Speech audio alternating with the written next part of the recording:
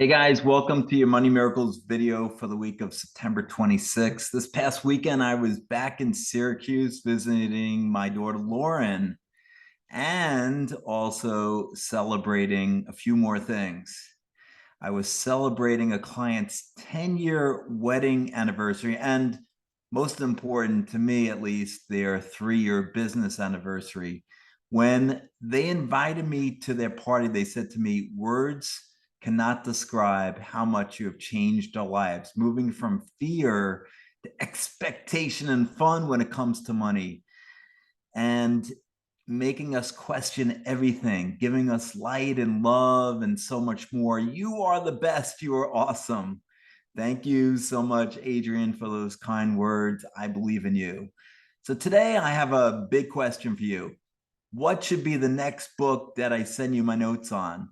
Respond to this email with a 1, 2, 3, 4, or 5, and I'll include those notes next week. So 1 is Impromptu, Amplifying Our Humanity Through AI by Reid Hoffman.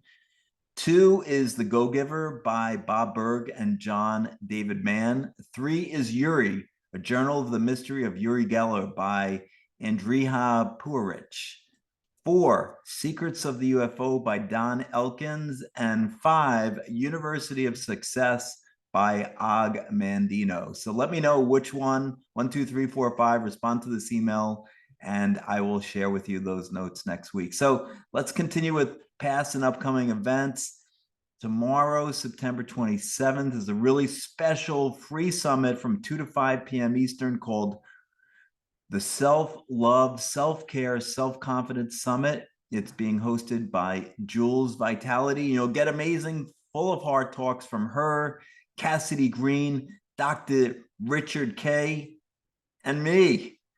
There'll be plenty of opportunities to mingle with the speakers and even amazing gifts like guides and cheat sheets and checklists and quizzes and more.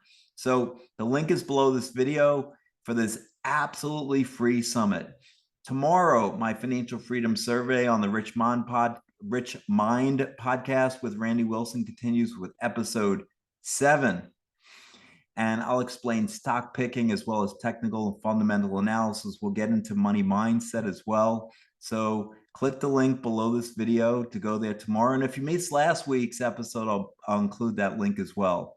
Now, last Monday, my interview with Matt Levenhagen on his Builders podcast went live. Matt really dived into my transition to becoming a prosperity coach, and we also included some of your success stories. So use the link below this video to watch that. And finally, I am also going to be in another summit in just 6 weeks called Create Freedom Through Clear Boundaries, hosted by Marty Forrest. I'll let you know when that one comes closer. And I'm going to be in Orlando from November 11th to November 18th.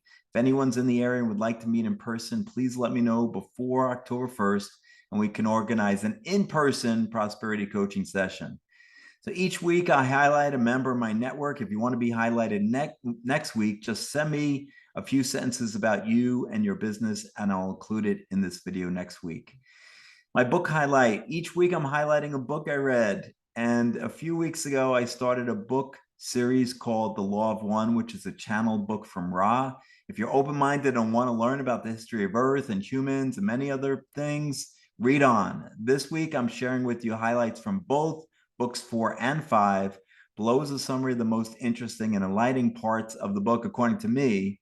Whatever resonates, take. Whatever doesn't, throw out. So here's a few quotes. What should we do to get in more alignment with Source? Besides meditation, acceptance of limitations, experiences of joy through association with others, and with the beauty as of the signing and the experience exercising with great contact whenever possible with the life forces of second density, especially those of trees. This entity, speaking of the channeling one, also needing moderate but steady intake of foodstuff, exercise being suggested at a fairly early portion of the day. Question, what was the Ark of the Covenant and its use? Answer, the Ark of the Covenant was that place wherein those things most holy, according to the understanding of the one called Moshe, were placed. The article placed therein has been called by your peoples 2 tablets called the 10 Commandments. There were not 2 tablets. There was one writing in scroll. This was placed along with the most carefully written accounts by various entities of their beliefs concerning the creation by the one creator. It is to be noted that this entire arrangement was designed not by the one known to the Confederation as Yahweh, but rather was designed by negative entities preferring this method of creating an elite called the Sons of Levi. Question: was there a reason for choosing the forms that we have evolved to on this planet? If so, what was it? Answer: we are not entirely sure why our logos and several neighboring logi chose the bipedal erect form of the second density apes to invest.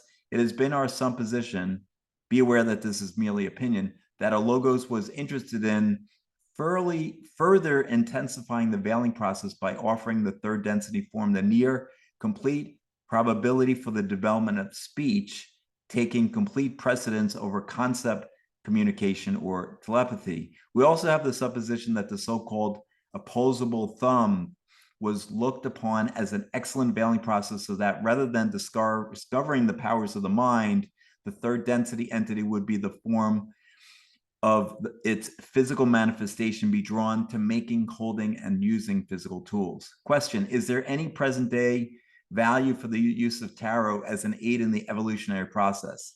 Answer: it is appropriate to study one form of constructed and organized distortion of the archetypical mind in depth to arrive at the position of being able to become and to experience archetypes at will.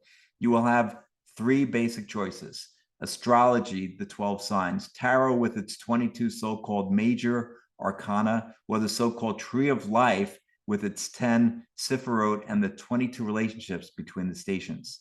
The first three laws of the laws of one are free will, love, and light. Question: what was the origin of the Milky Way galaxy from light? Answer: in an undistorted seed form, you are correct in seeing the first manifestation visible to the eye of the body complex, which you inhabit as a third distortion, light, or to use a technical term, limitless light. The contact with intelligent infinity is most likely to produce an unspeakable joy in the entity experiencing the contact. We presently find ourselves in the Milky Way galaxy of some 200 or so billion stars, and millions of these galaxies spread out through what we call space. Can I assume that the number of these galaxies is infinite? Yes.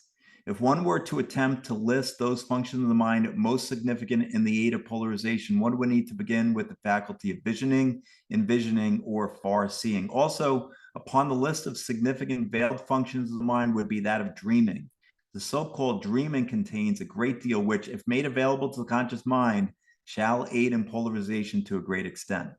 Perhaps the most important and significant function that occurred due to the veiling of the mind from itself is not in itself a function of the mind, but rather is a product of the potential created by this veiling. This is the faculty of will, or pure desire.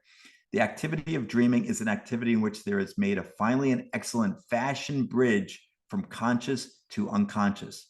The tarot was devised by the third density population of Venus. The larger pyramids were built by our ability using the forces of one. The stones are alive. It has not been understood by the mind body spirit distortions of your culture. The purposes of the pyramids were two. One, to have a properly oriented place of initiation for those who wish to be initiated channels for the law of one. And two, we wished then to carefully guide the initiates in developing a healing of the people whom they sought to aid into the planet itself.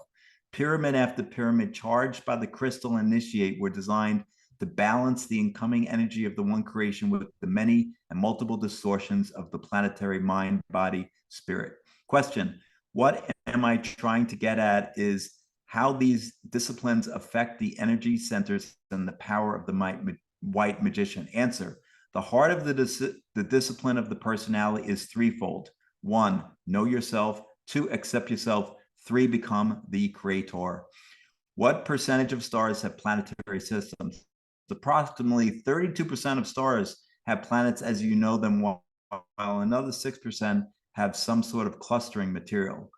The confederation of planets in the service of the infinite creator has only one important statement. That statement, as you know, is that all things, all life, all of the creation is part of one original thought. So thanks for watching. I believe in you.